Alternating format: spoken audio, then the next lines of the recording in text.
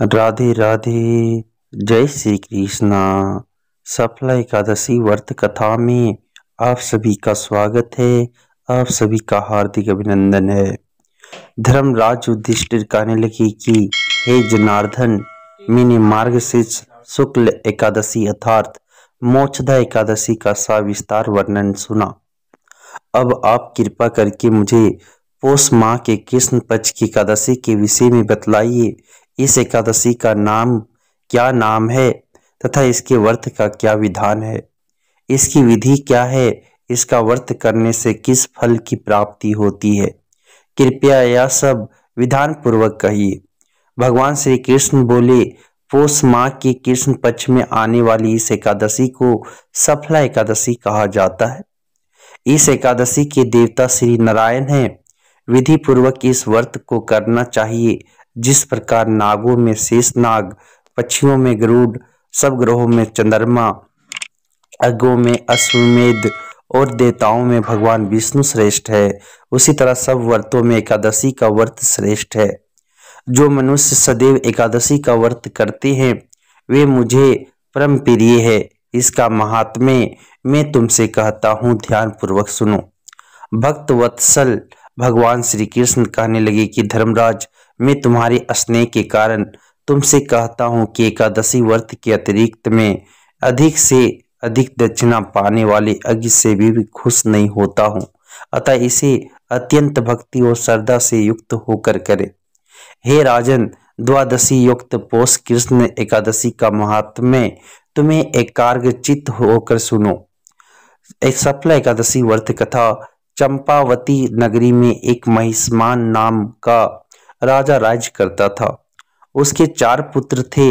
उन सब में लुम्पक नाम वाला बड़ा राजपुत्र महापापी था। वह पापी सदा पर स्त्री और वैश्यागमन तथा दूसरे बुरे कामों में अपने पिता का धन नष्ट किया करता था। सदैव ही देवता, ब्राह्मण, वैष्णवों की निंदा किया करता था। जब राजा को अपने बड़े पुत्र के ऐसे कुकर्मों का पता चला तो उन्होंने उसे अपने राज्य से निकाल दिया। तब वह विचारने लगा कि कहाँ जाऊं, क्या करूं। अंत में उसने चोरी करने का निश्चय किया। दिन में वह वन में रहता और रात्रि को अपने पिता की नगरी में चोरी करता तथा प्रजा को तंग करने और उन्हें मारने का कुकर्म करता। कुछ समय बाद सारी नगरी भयभीत हो गई। वह वन में रहकर पशु आदि को मारकर खाने लगा। नागरिक और राज्य के कर्मचारी उसे पकड़ लेते किंतु राजा के भय से छोड़ देते। वन में अति प्राचीन विशाल पीपल का वृक्ष था। लोग उसकी भगवान के समान पूजा करते थे। उसी वृक्ष के नीचे वह महापापी लुम्पक रहा करता था। इस वन को लोग देवता की क्रीड़ा स्थली मानते थे। कुछ समय बाद पौष कृष्ण पक्ष की दशमी के दिन वह वस्त्रहीन होने के कारण शीत के चलते सारी रात्रि सो नहीं सका। उसके हाथ पैर अकड़ गए। सूर्योदय होते होते वह मूर्छित हो गया। दूसरे दिन एकादशी को मध्याह्न के समय सूर्य की गर्मी पाकर उसकी मूर्छा दूर हुई। गिरता पड़ता वह भोजन की तलाश में निकला।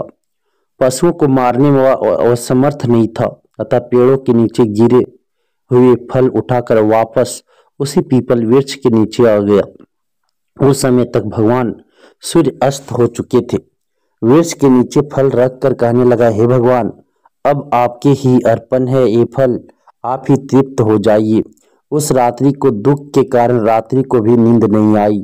उसके इस उपवास और जागरण से भगवान अत्यंत खुश हो गए और उसके सारे पाप नष्ट हो गए।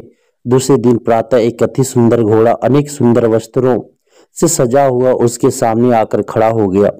उसी समय आकाशवाणी हुई कि हे राजपुत्र, श्री नारायण की कृपा से तेरे पाप नष्ट हो गए हैं। अब तू अपने पिता के पास जाकर राज प्राप्त कर। ऐसी वाणी सुनकर वह अत्यंत खुश हुआ और दिव्य वस्त्र धारण करके भगवान आपकी जय हो कहकर अपने पिता के पास गया।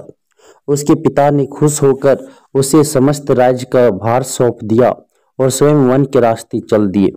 अब लुम्पक शास्त्र अनुसार राज्य करने लगा। उसकी स्त्री, पुत्र आदि सारा कुटुंब भगवान नारायण का परम भक्त हो गया। वृद्ध होने पर वह भी अपने पुत्र को राज्य का भार सौंपकर वन में तपस्या करने चला गया और अंत समय में बैंकुट को प्राप्त हुआ।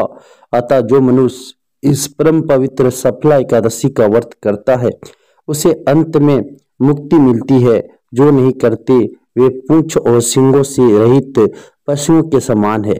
इस सफला एकादशी के महात्म्य को पढ़ने से अथवा श्रवण करने से मनुष्य को अश्वमेध यज्ञ का फल मिलता है। इति श्री सफला एकादशी व्रत कथायाम समाप्तम। राधे राधे। जय श्री कृष्ण।